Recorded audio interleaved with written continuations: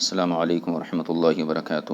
الحمدللہ جامعہ انواری حیدرآباد باب العلم انواری ایجوکیشنل سوسائٹی کی جانب سے تحوی شریف کی ریکارڈنگ کا سلسلہ جاری کیا گیا ہے۔ آج دوسری نشست ہے۔ گزشتہ نشست میں امام طحاوی کے حالات زندگی اور تحوی شریف کی کچھ خصوصیات اور امتیازات کو پیش کیا گیا تھا،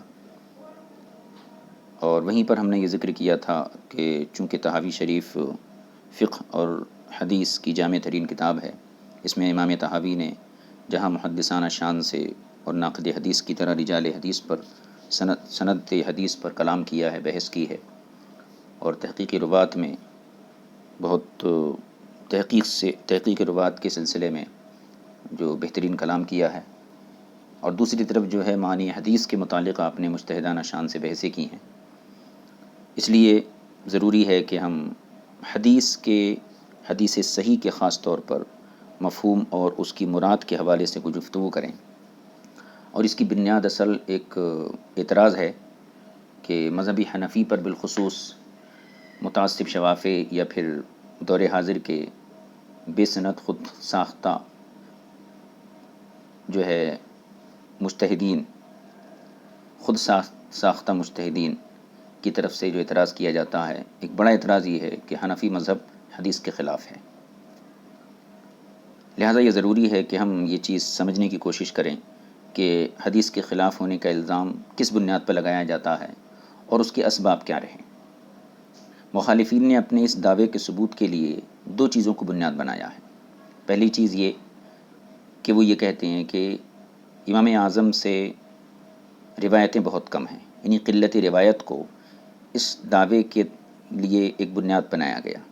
دوسری بات یہ ہے کہ کتب صحاح مثلا بخاری، مسلم وغیرہ کی بڑی تعداد ایسی ہے جو مذہب حنفی کی تائید نہیں کرتی ہے، بلکہ مذہب حنفی کے مخالف احادیث کا ایک بڑا ذخیرہ صحیح ستہ کے اندر موجود ہے۔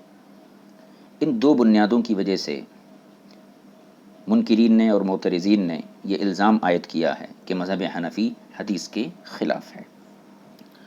اور جب یہ چیز کسی حنفی کے سامنے پہنچتی ہے کہ بھئی دیکھو امام اعظم کا مسئلہ بخاری کی حدیث کے خلاف ہے، امام اعظم کا پیش کردہ مسئلہ مسلم کی حدیث کے خلاف ہے، تو وہ حنفی بھی جو ہے تذبذب کا شکار ہو جاتا ہے۔ اس لیے ہمیں ضروری ہے اس سلسلے میں کچھ کلام کریں۔ اللہ کی توفیق سے ہم اس اعتراض کی بنیاد جن دو مقدموں کے اوپر رکھی گئی ہے ان کو ہم بیان کریں گے، اور اس سے پہلے صحت حدیث کا معنی بیان کریں گے۔ بسم اللہ الرحمن الرحیم۔ پہلی بات یہ ذہن میں رہے کہ صحت حدیث کے اصول کیا ہیں۔ حدیث صحیح ہے یا صحیح نہیں ہے، تو حدیث صحیح کی تعریف جو کی گئی ہے علماء کی طرف سے، اس کو آپ اصول حدیث کی کتابوں میں مطالعہ کر سکتے ہیں، یا پھر احناف کے یہاں اصول فقہ کی جو کتابیں ہیں وہاں پر جو حدیث صحیح کی تعریف ہے اسے پڑھ سکتے ہیں۔ لیکن وہ حدیث جو قابل احتجاج ہوتی ہے، یعنی وہ صحت جو قبول حدیث میں معتبر ہے، مطلب جس سے استنباط مسائل کرنا جائز ہے، اس صحت کا معنی بالکل مختلف ہے۔ محدثین کے نزدیک حدیث صحیح کا اطلاق اس حدیث پر ہوتا ہے جس کی رجال، روات، یعنی جس کو بیان کرنے والے، جس کو روایت کرنے والے ان شرائط کے حامل ہوں جن شرائط کا حدیث صحیح کی تعریف میں اعتبار کیا گیا ہے۔ لیکن عند الفقہاء یعنی استنباط مسائل کے لیے صحت حدیث کا معنی کچھ اور ہے۔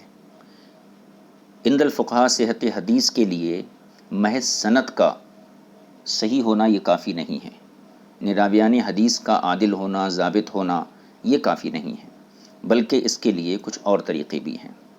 اب یہاں پر من جملہ دو طریقے میں ذکر کرتا ہوں۔ قبول حدیث یعنی استنباط مسائل کے لیے صحت کے دو طریقے ہیں، اس کی صحت کو، حدیث کی صحت کو جانچنے کے دو طریقے ہیں۔ ایک تو عام طریقہ ہے کہ سند حدیث کی تحقیق کی جائے، رجال حدیث کے احوال کی جانچ پڑتال کی جائے، ایک طریقہ تو یہ ہے۔ اور رجال حدیث کی تحقیق کرنے کے بعد یہ فیصلہ کیا جائے کہ اس حدیث کی یہ حدیث صحیح ہے۔ عموماً محدثین کا یہی طریقہ ہے۔ دوسرا طریقہ عمل علماء ہے، یعنی علماء اس پر عمل کریں، سند کے اعتبار سے اگرچہ وہ حدیث ضعیف سے ضعیف تر ہو مگر اس حدیث پر عمل کیا جائے گا۔ اب یہ بات ہم ذکر کیے، اس پر ہم کچھ مثالیں پیش کریں گے کہ حدیث اگرچہ سند کے اعتبار سے ضعیف ہو لیکن علماء اگر اس پر عمل کر رہے ہیں تو اب وہ حدیث ضعیف نہیں رہتی ہے، بلکہ عمل کے اعتبار سے علماء کے عمل کی وجہ سے وہ حدیث درجہ صحت تک پہنچ جاتی ہے اور وہ قابل عمل ہوتی ہے۔ اس سلسلے میں امام ترمذی نے ایک حدیث تخریج کی ہے، اس کو ذہن میں رکھیے۔ من جمع الصلاتین من غیر عذر فقد اتى بابا من ابواب الکبائر، یعنی جس نے بلا عذر شرعی دو نمازوں کو جمع کیا تو بے شک وہ کبیرہ گناہوں کے دروازوں میں سے ایک دروازے میں داخل ہو گیا۔ یہ حدیث امام ترمذی لکھتے ہیں اور اس کے بعد فرماتے ہیں کہ اس حدیث کا راوی حنش بن قیس یہ محدثین کے یہاں ضعیف ہے۔ امام احمد اور دیگر محدثین نے اس راوی کی تضعیف کی ہے۔ تو اس سے کیا پتہ چلا کہ یہ حدیث سند کے اعتبار سے ضعیف ہے، یعنی محدثین کے نزدیک اس حدیث کا جو مرتبہ ہے وہ حدیث ضعیف کا درجہ ہے، لیکن اس ضعف کے باوجود خود امام ترمذی فرماتے ہیں والعمل علی ھذا عند اہل العلم، یعنی علماء کا عمل اسی پر ہے، علماء کا عمل اسی پر ہے۔ اب آگے ہم امام سیوطی کا ایک قول یہاں پر ضم کر لیتے ہیں۔ امام سیوطی التعقبات علی الموضوعات میں فرماتے ہیں کہ امام ترمذی نے جو یہاں کہا والعمل علی ھذا عند اہل العلم، اسی پر فقہا کا عمل ہے، علماء کا عمل ہے، اس کا مطلب کیا ہے؟ دراصل یہ اشارہ ہے اس بات کی طرف ان الحدیث یتعدی بقول اہل العلم، یعنی حدیث اگرچہ سند کے اعتبار سے ضعیف ہو، قابل اعتماد نہ ہو اس کی سند، لیکن علماء کی موافقت یہ صحت کی دلیل ہو جاتی ہے۔ علماء اگر اس پر عمل کریں تو وہ حدیث صحیح ہو جاتی ہے۔ اب آپ نے دیکھا کہ یہاں صحت حدیث کا جو حکم لگایا گیا وہ سند کے اعتبار سے نہیں بلکہ علماء کے عمل کی بنیاد پر لگایا گیا، تو یہاں حدیث کی صحت یہ متفرع ہوئی کس پر؟ علماء کے عمل پر، یہ نہیں کہ عمل سند سے متفرع ہوا ہو۔ تو یہاں پر صحت حدیث کا جو حکم لگایا گیا وہ علماء کے عمل کے ذریعے لگایا گیا۔ اس سے پتہ چلتا ہے کہ علماء کا عمل یہ معتبر ہے اور حدیث کو درجہ صحت تک پہنچا دیتا ہے، قابل عمل بنا دیتا ہے۔ اس کی ایک دوسری مثال دیکھ لیجئے۔ ترمذی کے باب کتاب ابواب الوصیہ میں حارث آور کی ایک روایت ہے مولا کائنات سے، انکم تقرؤون فی کتاب اللہ الوصیۃ قبل الدین وقضى رسول اللہ صلی اللہ علیہ وسلم بالدین قبل الوصیۃ۔ حارث آور نے کہا کہ تم لوگ قرآن میں وصیت کو دین سے پہلے پڑھتے ہو، حالانکہ حضور صلی اللہ علیہ وسلم نے دین کا فیصلہ وصیت سے پہلے کیا ہے۔ مطلب کیا ہے؟ اس کو یوں سمجھیے کہ ایک مسلمان کا انتقال ہوا تو اس کے ترکے سے چند حقوق متعلق ہوتے ہیں، تجہیز و تکفین، دین، وصیت، وراثت۔ یہ چار حقوق مرنے والے کے ترکے سے وابستہ ہوتے ہیں۔ تو ان کی ترتیب کیا ہے؟ سب سے پہلے تجہیز و تکفین ہے، اس کے بعد قرآن کی اعتبار سے قرآن میں جو ترتیب بیان کی گئی ہے وہ کیا ہے؟ پہلے وصیت بعد میں دین، من بعد وصیت توصی بہ، من بعد وصیت توصی بہ، یعنی توصی بہ من بعد وصیت توصی بہا او دین۔ تو قرآن میں وصیت پہلے ہے اور دین بعد میں ہے۔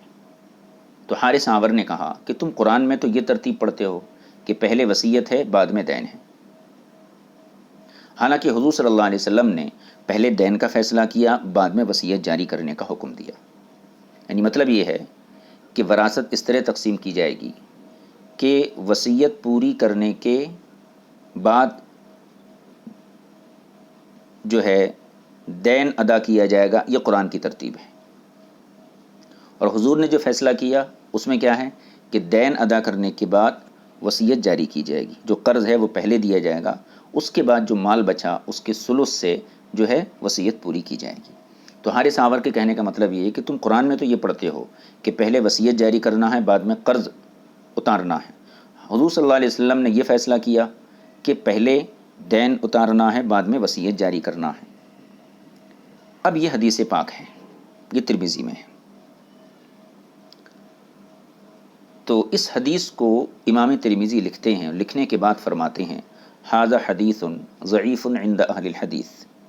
یہ بات ذہن میں رہے، محدثین جب اہل حدیث کا لفظ استعمال کرتے ہیں اہل الحدیث کا، تو وہاں پر آج دور حاضر کے غیر مقلدین مراد نہیں ہوتے ہیں، بلکہ اس سے مراد محدثین ہوتے ہیں، یعنی جماعت محدثین، وہ حضرات مراد ہوتے ہیں۔ تو یہ حدیث محدثین کے نزدیک ضعیف ہے، امام ترمذی نے یہ لکھا۔ کیوں ضعیف ہے؟ اس کی وجہ بھی بیان کی کہ اس کے جو راوی ہیں حارث آور کی وجہ سے یہ حدیث ضعیف ہے، کیونکہ حارث آور باجماع محدثین ضعیف تر راوی ہے۔ تو ایک ضعیف راوی کی وجہ سے حدیث کے ضعف کا حکم بیان کیا امام ترمذی نے، تو حدیث ضعیف ہے۔ اس کے بعد خود امام ترمذی لکھتے ہیں کہ والعمل علی ھذا عند عامۃ العلماء، یعنی عام فقہا کا عمل اسی حدیث پر ہے۔ اب ذرا غور کیجئے، حدیث کا ضعف کہاں چلا گیا؟ حدیث کا ضعف بالائے طاق۔ یہاں پر یہی دیکھا گیا کہ علماء کا عمل اسی حدیث کے اوپر ہے، یعنی پہلے دین ادا کیا جائے گا، بعد میں وصیت جاری کی جائے گی۔ تو یہ علماء کا عمل اس ضعیف حدیث کی صحت کے لیے قوی دلیل ہو گیا۔ اب یہاں پر ایک خلجان ہے، وہ بھی میں دور کرتا چلوں کہ علماء کے عمل سے ضعیف حدیث صحیح کیوں ہو جاتی ہے۔ اس کی دلیل، اس قانون کو اخذ کیا گیا ہے ایک حدیث پاک سے۔ حضور اکرم صلی اللہ علیہ وسلم کا ارشاد ہے لا تجتمع امتی علی الضلالۃ۔ یہاں اس حدیث میں امت سے مراد جو ہیں علماء امت ہیں۔ مطلب یہ ہے کہ میری امت کے علماء گمراہی کا فیصلہ نہیں کر سکتے، اور آج پوری امت اس بات پر متفق ہے کہ تجہیز و تکفین کے بعد سب سے پہلا کام قضاء دین کا کیا جائے گا، یعنی مرنے والے کے ترکے کے ساتھ پہلا حق تجہیز و تکفین کے بعد جو ہے وہ دین ہے، یعنی میت کے اوپر جو قرضہ ہے اس کو ادا کیا جائے گا۔ اس کے بعد پھر ثلث مال سے وصیت جاری کی جائے گی، پھر وصیت کے بعد جو مال بچا اس کو قرآن کے حکم کے مطابق ورثہ کے اندر تقسیم کر دیا جائے گا۔ اب یہاں پر آپ نے دیکھا کہ مولا کائنات کی یہ حدیث جو حارث آور کی طریق سے ملی ہے، یہ حدیث اگرچہ حارث آور کی وجہ سے ضعیف ہے، مگر تمام علماء ملت کا اس کو قبول کر لینا عمل کے لیے یا استخراج مسائل کے لیے اس حدیث کو صحیح بنا دیتا ہے۔ اب یہاں پر ضمنی طور پر ایک بات عرض کر دوں، غیر مقلدین بہت چلاتے ہیں کہ تم لوگ اس حدیث پر عمل کرتے ہو، وہ ضعیف ہے، اس پر عمل کرتے ہو، اس میں یہ خامی ہے۔ ان سے ذرا کوئی یہ پوچھے، یہ مسئلہ پوچھئے کہ ایک شخص جس کے اوپر دین تھا، قرض تھا، اور اس نے وصیت بھی کی تھی، اب یہ بتاؤ کہ پہلے کس چیز کو جاری کیا جائے گا؟ دین کو پہلے جاری کیا جائے گا یا وصیت کو جاری کیا جائے گا یا وراثت کو؟ اگر وہ یہ کہے کہ دین کو پہلے جاری کیا جائے گا تو حدیث پوچھو، اور دین کو پہلے جاری کرنے کی جو حدیث ہے وہ ضعیف ہے، تو پوچھو کون سی حدیث ہے۔ اور اگر وہ یہ کہے کہ پہلے وصیت کو جاری کیا جائے گا تو اس پر حدیث پوچھو، تو پتہ چل جائے گا کہ حضرات کتنی حدیث جانتے ہیں اور کتنا حدیث کے اوپر عمل کرتے ہیں۔ محض امام اعظم کے اوپر اعتراض کرنے کے لیے جو ہے یہ لوگ حدیث کا سہارا لیتے ہیں۔ بہرکیف ایک ضمنی بات تھی، گفتگو یہ تھی کہ صحت حدیث کا جو اصول ہے فقہا کے نزدیک، اس کا ایک طریقہ یہ ہے کہ عمل علماء سے حدیث درجہ صحت تک پہنچ جاتی ہے، استخراج مسئلہ اور استنباط مسئلہ کے قابل ہو جاتی ہے۔ اس سلسلے میں نے 2 روایتیں یہاں ذکر کی، امام ترمذی کی، ایک حارث آور کی روایت اور ایک حنش بن قیس کی۔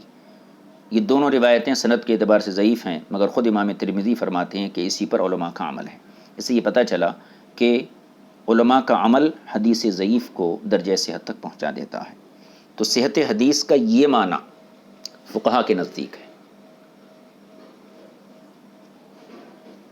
اس کی مزید تحقیق اگر کسی کو درکار ہو تو اعلیٰ حضرت محدث بریلوی علیہ رحمہ کا ایک بہت ہی جامع ترین رسالہ ہے الفضل الموہبی فی معنی اذا صح الحدیث فہو مذہبی۔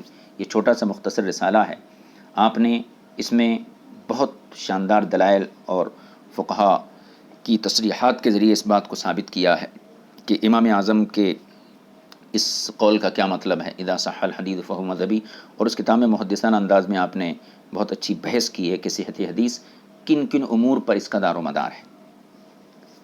تو اپنی بات کو تقویت پہنچانے کے لیے آپ اس کتاب کا مطالعہ کر سکتے ہیں. بہرکیف یہ بات ہو گئی کہ صحت حدیث کا دار و مدار صرف سند کے اوپر نہیں ہے، بلکہ عمل مجتہدین کے لیے اور استنباط مسائل کے لیے، صحت کے لیے ایک اور طریقہ ہے، وہ ہے علماء کا عمل.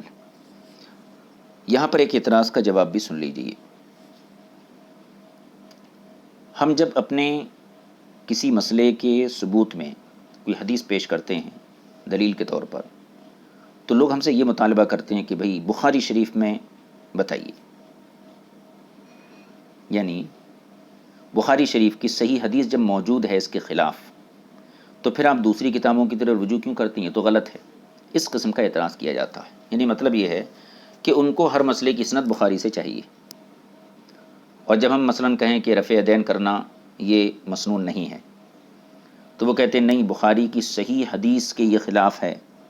تو ہم کہتے ہیں، ہم دوسری کتاب سے اس کی دلیل پیش کرتے ہیں، اس کی حدیث، تو کہتے ہیں بخاری کے ہوتے ہوئے دوسری کتاب کی سند پیش کرنا یہ جائز نہیں ہے. حالانکہ یہ بات بالکل غلط ہے. کیوں؟ اس لیے کہ بخاری کے بارے میں جو یہ فرمایا گیا ہے اصح الکتب بعد کتاب اللہ، اس کا وہ لوگ مطلب نہیں سمجھتے ہیں. اس کا یہ مطلب نہیں ہے کہ عمل کرنے کے لیے بخاری قرآن کے بعد سب سے صحیح ترین کتاب ہے. یہ ہرگز اس کا مطلب نہیں ہے. بلکہ اصح الکتبی یہاں صحت کا معنی یہ ہے کہ ثبوت کے اعتبار سے بخاری شریف کا یہ مرتبہ ہے کہ قرآن کریم کے بعد جتنی کتابیں ہیں ثبوت کے اعتبار سے ان میں سب سے اعلیٰ درجے کی کتاب یہ بخاری شریف ہے. یہ مطلب نہیں ہے کہ عمل کرنے کے لیے سب سے صحیح کتاب بخاری شریف ہے. ورنہ قرآن کریم کو آپ دیکھیے، بہت سی آیتیں ہیں جو منسوخ ہیں. کچھ ایسی ہیں کہ جن کا حکم منسوخ ہے، اور کچھ ایسی آیتیں ہیں جن میں تخصیص کی گئی ہے، تو جو افراد خاص کر لیے گئے وہ تخصیص کے درجے میں منسوخ ہو گئی. یا کم از کم کوئی مطلق ہے، اس میں تقید کر دی گئی تو وہ تقید کے درجے میں منسوخ ہو گئی. یعنی قرآن میں کچھ آیتیں ایسی ہیں جن کا حکم منسوخ ہے، کچھ آیتیں ایسی ہیں جن میں تخصیص کی گئی ہے، کچھ آیتیں ایسی ہیں جن میں تقید کی گئی ہے. تو جن میں تقید کی گئی تو وہ بھی، اس کے بھی بعض افراد منسوخ ہو گئے. جس میں تخصیص کی گئی اس میں بھی مخصوص افراد منسوخ ہو گئے. اور جس کا حکم منسوخ کر دیا گیا تو اس کے تمام افراد منسوخ ہو گئے. تو اب ذرا آپ یہ بتائیے، کیا ان مستثنی صورتوں پر عمل کیا جائے گا؟ جن آیتوں کو جن کا حکم منسوخ ہے، کیا اس آیت پر عمل کیا جائے گا حالانکہ وہ قرآن کا حصہ ہے؟ یا جس آیت میں تخصیص کی گئی ہے تو مخصوص افراد پر عمل کیا جائے گا کیا؟ ہرگز نہیں. ان مستثنی صورتوں پر عمل نہیں کیا جائے گا. تو صحت کا معنی یہ ہے، بخاری صحیح ترین کتاب ہے، تو صحت کا معنی یہ ہے کہ ثبوت کے اعتبار سے کتاب اللہ کے بعد جو درجہ ہے وہ بخاری شریف کا ہے. یعنی وہ احادیث واقع میں ثابت ہیں جو بخاری شریف میں درج ہیں. جس طرح منسوخ آیتیں قرآن پاک کا یقینی حصہ ہیں، اسی طریقے سے جو حدیثیں بخاری شریف میں ان کی جو نسبت ہے حضور اکرم صلی اللہ علیہ وسلم کی طرف، وہ نسبت ثابت ہے. مثال کے طور پر اب ہم قرآن کو دیکھتے ہیں. قرآن مجید میں بیوہ عورتوں کی عدت کے بارے میں فرمایا گیا متاعًا الی الحول غیر اخراج، یعنی 1 سال تک بیوہ عورت اپنے شوہر کے گھر میں عدت گزارے. بخاری شریف میں ہے کہ حضرت عروہ بن زبیر نے حضرت عثمان غنی سے پوچھا کہ آپ حضرات مصحف میں یہ آیت لکھے کہ بیوہ عورت کی عدت جو ہے 1 سال ہے، یہ آیت قرآن میں آپ نے لکھی ہے مصحف میں، تو کیا حکم بھی یہی ہے؟ کیا عورت بیوہ 1 سال تک عدت گزارے گی؟ تو آپ نے فرمایا حضرت عثمان غنی، نہیں، حکم تو یہ نہیں ہے. نسختھا آیت النساء، اس حکم کو آیت النساء نے منسوخ کر دیا.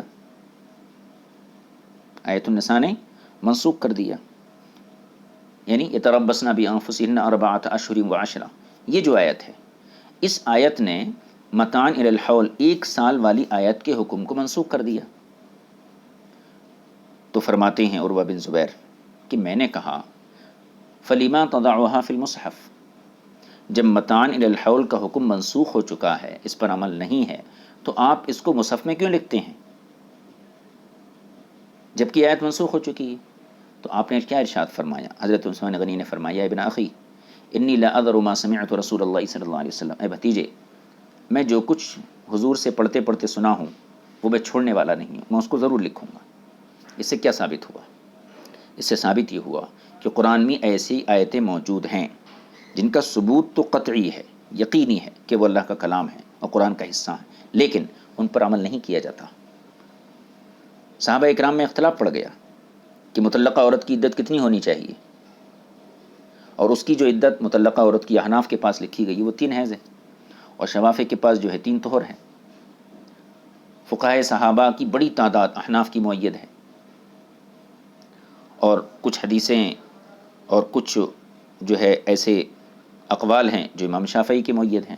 بہر کے بتانا یہاں یہ مقصود ہے کہ بخاری سے جو ہر مسئلے میں دلیل کا مطالبہ کرتے ہیں اور کہتے ہیں نہیں بخاری میں موجود ہوتے ہوئے آپ دوسری کتاب سے کیوں استدلال کر رہے ہیں، تو وہ اصح الکتبی بعد کتاب اللہ کا مطلب نہیں جانتے ہیں۔ اصح الکتبی بعد کتاب اللہ کا معنی صرف یہ ہے کہ ثبوت کے اعتبار سے بخاری شریف میں جو ہے جو حدیثیں درج ہیں وہ دوسری کتابوں کی بنسبت زیادہ صحیح ہیں، یعنی ثبوت کا جو درجہ ہے بخاری کی حدیثوں کا دوسری کتابوں کی حدیثوں سے زیادہ ہے، لیکن عمل کے لحاظ سے ایسا نہیں ہے، کیونکہ ورنہ یہ صورت قرآن میں بھی پیش آئے گی۔ قرآن میں بہت سی آیتیں منسوخ ہیں لیکن ان پر عمل نہیں کیا جاتا ہے، یعنی وہ قرآن کا حصہ ہیں، یہ بات یقینی ہے۔ اسی طریقے سے بخاری میں جو حدیث ہیں وہ حضور کی حدیث ہیں، یہ بات یقینی ہے، لیکن انہی پر عمل ہوگا، وہ منسوخ نہیں ہے، ایسی بات نہیں ہے۔ جس طریقے قرآن کی منسوخ آیتوں پر عمل نہیں کیا جاتا اور وہ قرآن کا حصہ ہیں، اسی طریقے سے بخاری میں اور دیگر صحاح میں احادیث ہیں، اور خاص طور پہ بخاری میں ہیں کہ جن کا ثبوت ہے لیکن ان پر عمل کیا جائے یہ ضروری نہیں ہے۔ تو بات بات پہ جو ہے بخاری کا جو ہے حوالہ دینا یہ مناسب نہیں ہے۔ یہاں پر ایک چیز اور ذہن میں رکھیں کہ اصح الکتبی بعد کتاب اللہ کا مطلب صرف اتنا ہے کہ ثبوت کے اعتبار سے بخاری کا مرتبہ بہت اونچا ہے۔ ایک اعتراض کا میں یہاں جواب دیتے چلوں تو صرف حدیث کا بخاری میں ہونا یہ عمل کے لیے کافی نہیں ہے، ایک بات تو یہ۔ دوسری چیز یہ کہ فقہا کے نزدیک حدیث کا باعتبار سند صحیح ہونا یہ عمل مجتہدین کے لیے کافی نہیں، کیونکہ ہو سکتا ہے وہ حدیث سند کے اعتبار سے صحیح ہو، اعلیٰ درجے کی صحیح ہو، لیکن ہو سکتا ہے وہ منسوخ ہو۔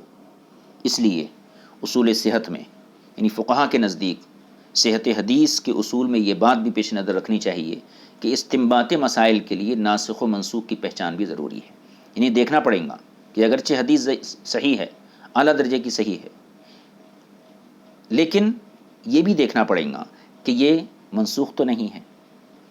اس کے علاوہ جو حدیث آئی ہے جس میں اس کے مخالف حکم ہے اس کا زمانہ کیا ہے اور اس کا زمانہ کیا ہے۔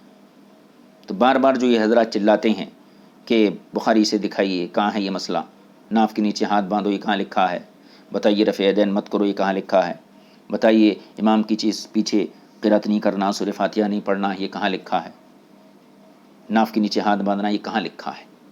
تو بار بار یہ اسی چیز کا مطالبہ کرتے ہیں۔ تو یہ بات ذہن میں رہے کہ اصول حدیث کے ضمن میں یہ بات بھی ملحوظ خاطر رہنا ہے کہ استنباط کے لیے محض سند کے اعتبار سے حدیث کا صحیح ہونا یہ کافی نہیں ہے، بلکہ ناسخ و منسوخ کی پہچان بھی ضروری ہے کہ پہلے کون ہے، اول کون ہے، آخر کون ہے، یہ دیکھا جائے گا۔ اگر 2 حدیثیں باہم متعارض ہیں، 2 حدیثیں، ایک حدیث صحیح ہے اور دوسری حدیث بھی صحیح ہے، لیکن پہلی حدیث اعلیٰ درجے کی صحیح ہے، لیکن زمانے کے اعتبار سے جو اعلیٰ درجے کی صحیح ہے وہ پہلے کی ہے اور جو عام طور پر صحیح ہے وہ بعد کی ہے، تو پھر بعد والی حدیث کو پہلی والی حدیث کے لیے ناسخ مانا جائے گا۔ تو پہلی والی حدیث اگرچہ سند کے اعتبار سے صحت میں بلندی ہے اس کو، لیکن چونکہ وہ پہلے کی ہے اور بعد والی حدیث اس کے لیے ناسخ بن جائے گی۔ تو یہ بات بھی ذہن میں رہے، ایک تو یہ کہ ہمارے علماء سے صحت حدیث کا حکم لگایا جاتا ہے، دوسری چیز یہ کہ استنباط کے لیے محض سند کا صحیح ہونا کافی نہیں بلکہ ناسخ و منسوخ کی پہچان بھی ضروری ہے۔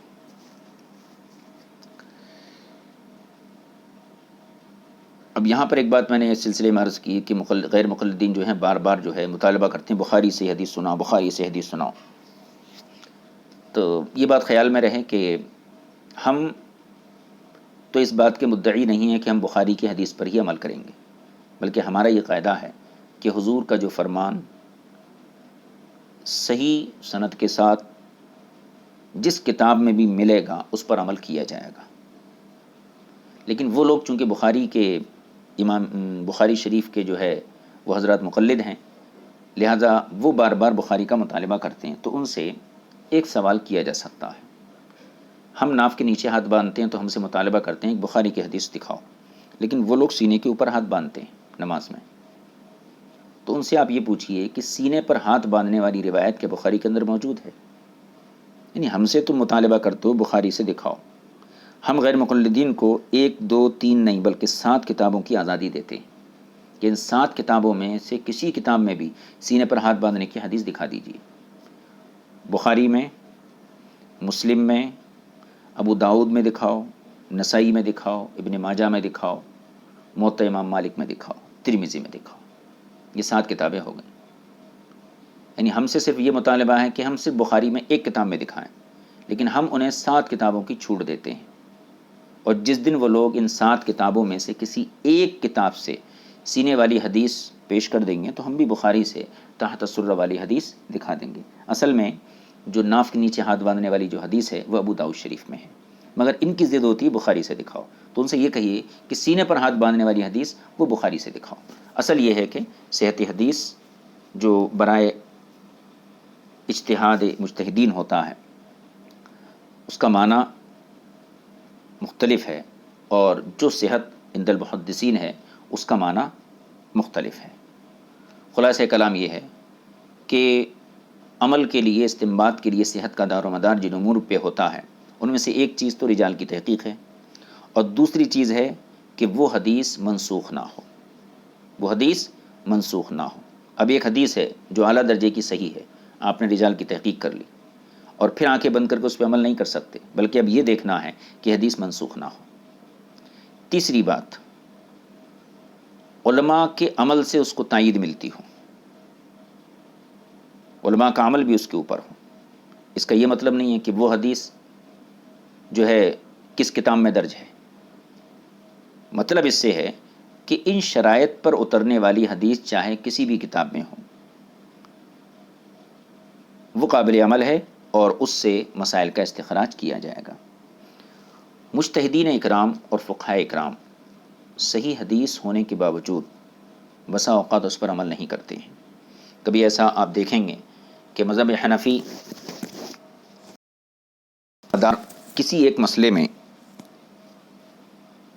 کسی ضعیف حدیث پر ہے اور اس کے مخالف صحیح حدیث بخاری یا صحیح ستہ میں موجود ہے، تو اب ذہن میں یہ وسوسہ پیدا ہوتا ہے کہ بھئی ہمارے مذہب کا عمل، ہمارے مذہب کا دار و مدار شاید ضعیف حدیث پر ہے اور بخاری کی صحیح حدیث کو کیوں چھوڑ دیا گیا.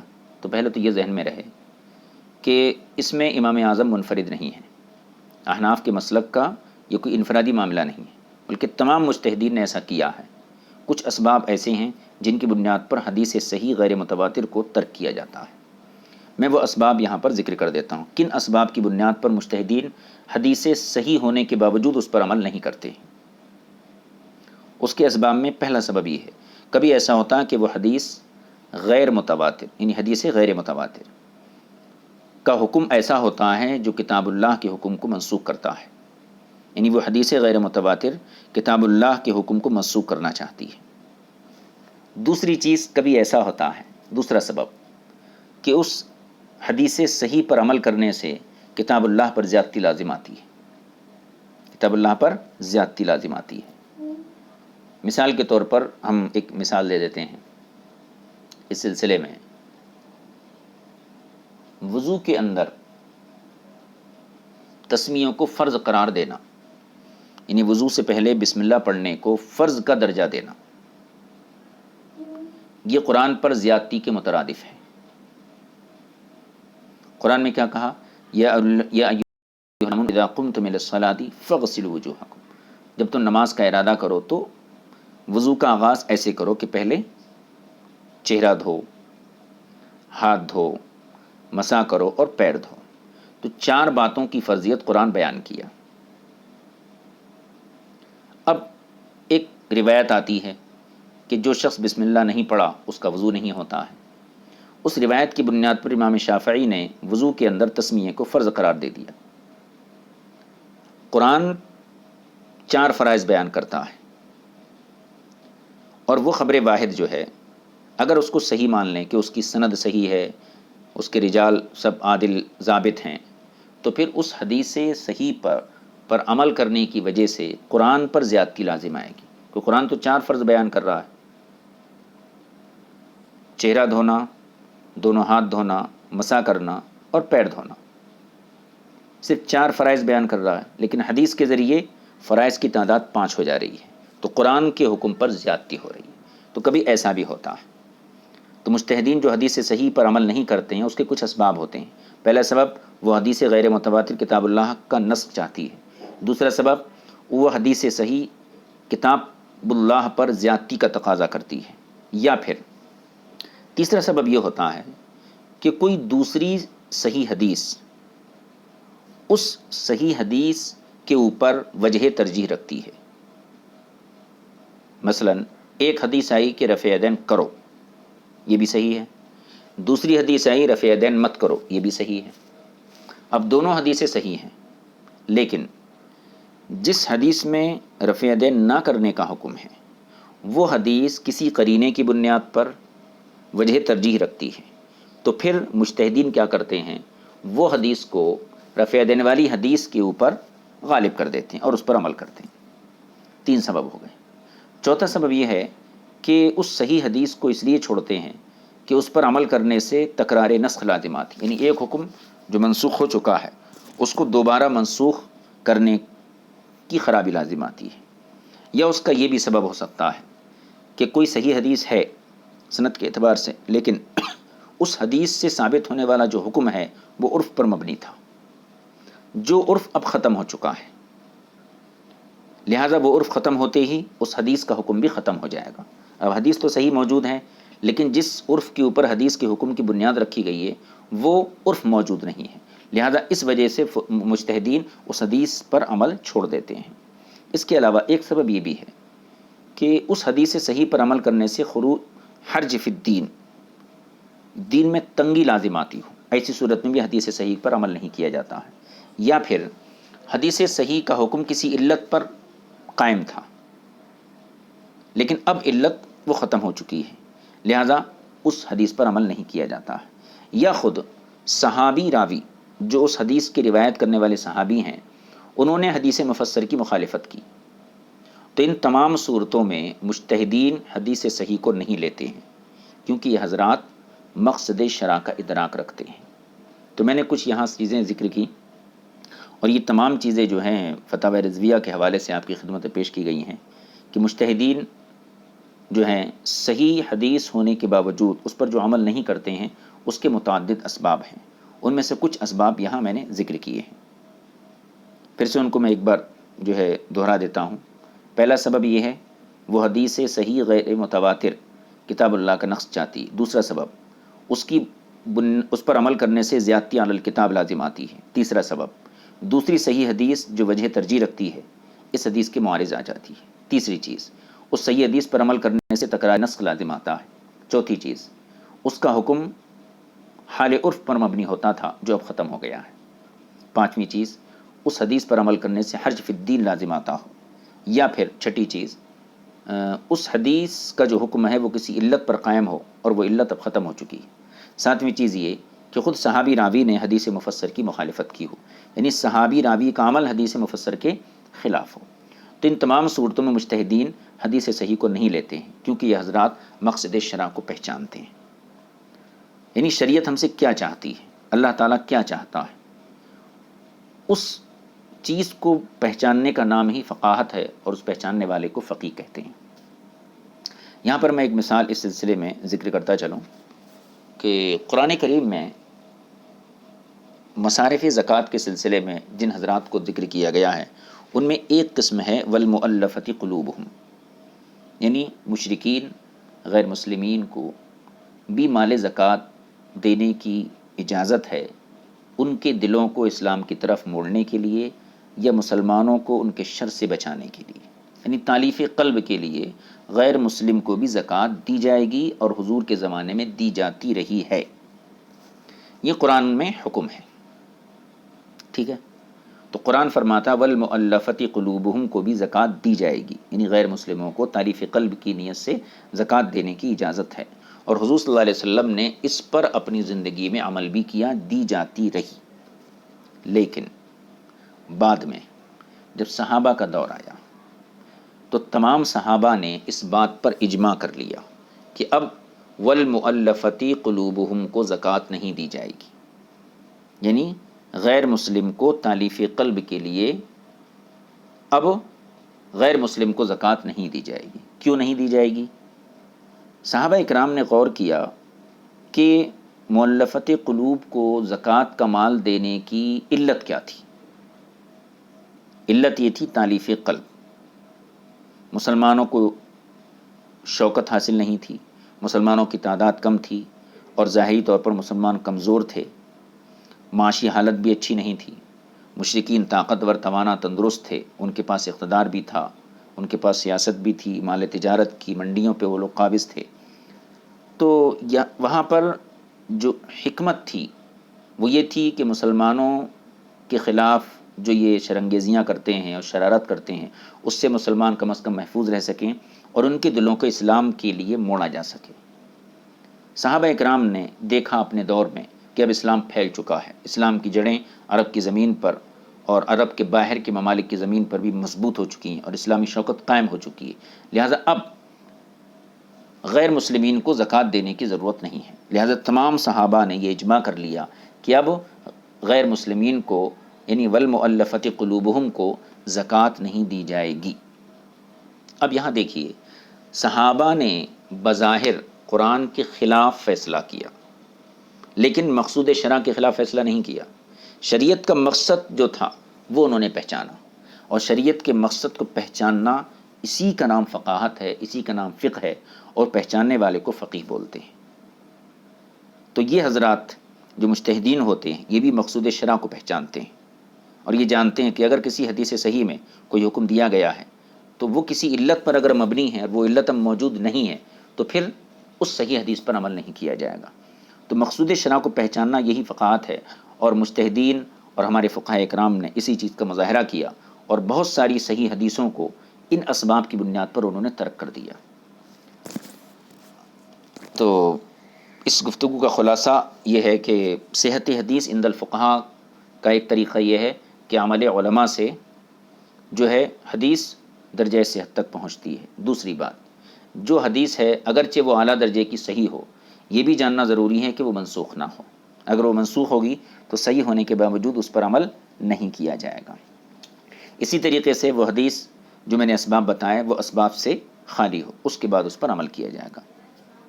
محض سند کے اعتبار سے حدیث کا صحیح ہونا یہ عمل مجتہد کے لیے کافی نہیں ہے۔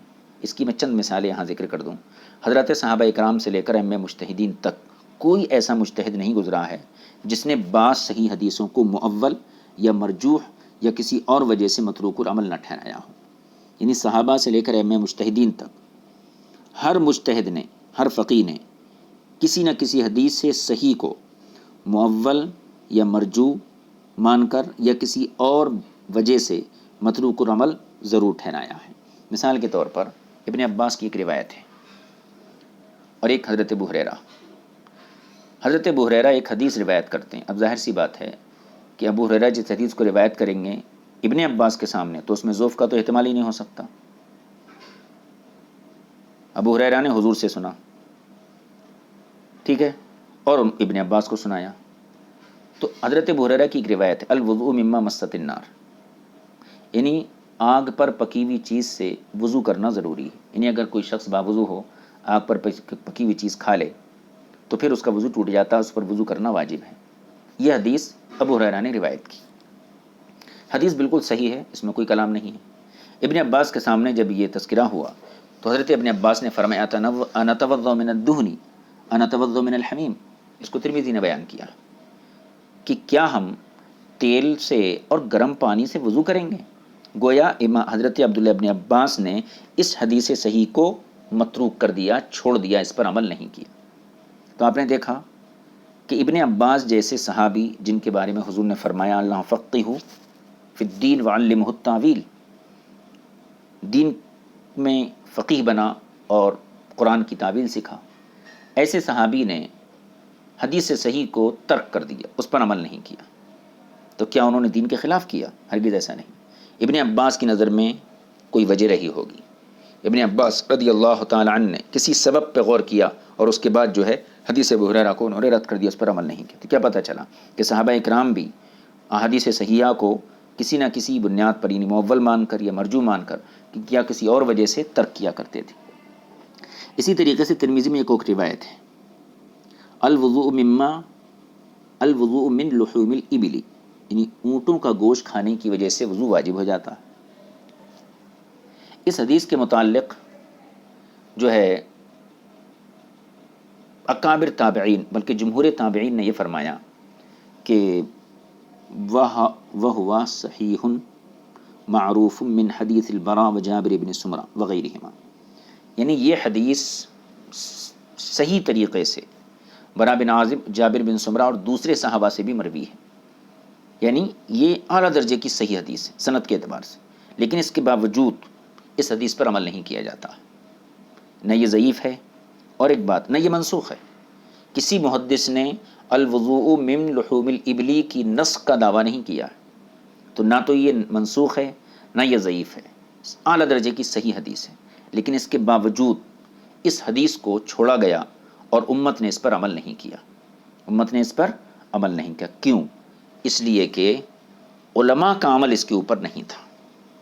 تو علماء کا عمل حدیث کو صحت تک پہنچانے کے لیے سب سے قوی دلیل ہے۔ اسی لیے امام مالک فرمایا کرتے تھے العمل اثبت من الاحادیث، یعنی عمل علماء احادیث سے زیادہ مستحکم اور مضبوط چیز ہوتی ہے۔ تابعین کی ایک جماعت تھی اور دوسرے حضرات نے ان کے موقف کے خلاف اور ان کے مسلک کے خلاف کچھ احادیث پیش کی اور سنائیں، تو انہوں نے جواباً کہا کہ ما نجہل بہذا ولکن مضى العمل علی غیرہ، کہ جو حدیثیں آپ لوگ ہمیں سنا رہے ہیں ان حدیثوں سے ہم غافل نہیں، ہمیں معلوم ہے یہ حدیثیں ہیں، لیکن علماء کا عمل اس کے خلاف ہے۔ تو پتہ کیا چلا کہ علماء کا عمل یہ مضبوط ترین دلیل ہے، اور اسی چیز کو ہمیں سمجھنے کی ضرورت ہے کہ غیر مقلدین کی طرف سے جو بار بار یہ اعتراض اٹھایا جاتا ہے کہ بھئی بخاری میں حدیث موجود ہے دوسری طرف کیوں جا رہے ہیں، یا یہ ضعیف حدیث ہے صحیح حدیث اس کے خلاف موجود ہے اس پہ عمل کیوں نہیں کر رہے ہیں، تو ان سب کو یہی سمجھنا چاہیے کہ محض حدیث کی سند کا صحیح ہو جانا یہ مجتہدین کے عمل کے لیے کافی نہیں ہے، اسی طریقے سے حدیث کا سند کے اعتبار سے ضعیف ہو جانا یہ اس کو چھوڑنے کے لیے کافی نہیں ہے، بلکہ علماء کا عمل کبھی حدیث ضعیف کو درجہ صحت تک پہنچا دیتا ہے، اور حدیث اگر اچھے اعلیٰ درجے کی صحیح ہو لیکن اگر وہ کسی ان 7 اسباب کے دائرے میں آتی ہے جو میں نے ذکر کیے تو پھر اس حدیث کو ترک کیا جاتا ہے۔ اور بڑے بڑے مجتہدین نے صحابہ سے لے کر ائمہ مجتہدین تک جو فقہا گزرے صحابہ میں، تابعین میں، تبع تابعین میں، ان تمام حضرات نے جو ہے کسی نہ کسی حدیث کو ان وجوہات اور اسباب کی بنیاد پر ترک کیا ہے۔ تو محض امام اعظم پر ترک حدیث صحیح کا الزام لگانا پہلے تو یہ غلط ہے، اور پھر دوسرے مجتہدین پر الزام لگانا بھی غلط ہے، کیونکہ مجتہدین جب کسی حدیث کو ترک کرتے ہیں تو اس کی بنیاد اور وجہ ہوتی ہے، اور اس کی ہم نے تفسیر یہی ذکر کی شروع میں جو عرض کیا تھا کہ صحت کا معنی مجتہدین کے یہاں الگ ہے اور جو ہے فقہا کے یہاں الگ ہے۔ ضروری نہیں ہے کہ جو حدیث مجتہدین کے یہاں صحیح ہو تو وہ فقہا کے یہاں بھی قابل عمل ہو، یا جو حدیث مجتہدین محدثین کے یہاں ضعیف ہو اور وہ حدیث فقہا کے یہاں بھی ضعیف ہو، ایسا نہیں ہے، بلکہ ہو سکتا ہے کہ وہ حدیث ضعیف ہو سند کے اعتبار سے محدثین کے نزدیک، لیکن علماء کے عمل کی وجہ سے وہ حدیث درجہ صحت تک پہنچ جائے فقہا کے نزدیک۔ تو ایک بات میں ذکر کیا کہ صحت حدیث کا دار و مدار محض سند کے اوپر نہیں ہے، بلکہ عمل علماء صحت حدیث کی ایک بڑی دلیل مانی گئی ہے، عمل علماء کو صحت حدیث کے لیے ایک مضبوط دلیل تسلیم کیا گیا ہے۔ تو اس سلسلے میں نے یہ تمام باتیں عرض کی کہ مذہب حنفی کے خلاف جو مخالفت حدیث کا الزام لگایا جاتا ہے اس کی بنیاد یہی ہے وہ یہی دیکھتے ہیں کہ بخاری میں اس کے خلاف حدیث ہیں، لیکن وہ یہ نہیں جانتے کہ مجتہدین کہ یہاں حدیث صحیح کا کیا معنی ہے۔ اب دوسری چیز یہ ہے کہ امام اعظم پر جو یہ اعتراض کیا جاتا مذہب حنفی کے اوپر مخالفت حدیث کا، اس کی ایک بنیاد تو آج میں ذکر کر دیا، اور دوسری چیز یہ ہے قلت روایت کی وجہ سے وہ لوگ یہ الزام لگاتے ہیں کہ امام اعظم کو جو ہے حدیث میں اونچا مقام حاصل نہیں تھا، حدیث میں کوئی بڑا درجہ حاصل نہیں تھا، کیونکہ صحاح وغیرہ دوسری کتابوں میں آپ کی حدیثیں روایتیں موجود نہیں ہیں، اور آپ صحاح کا بڑا ذخیرہ مذہب حنفی کے خلاف حدیثیں بتاتا ہے۔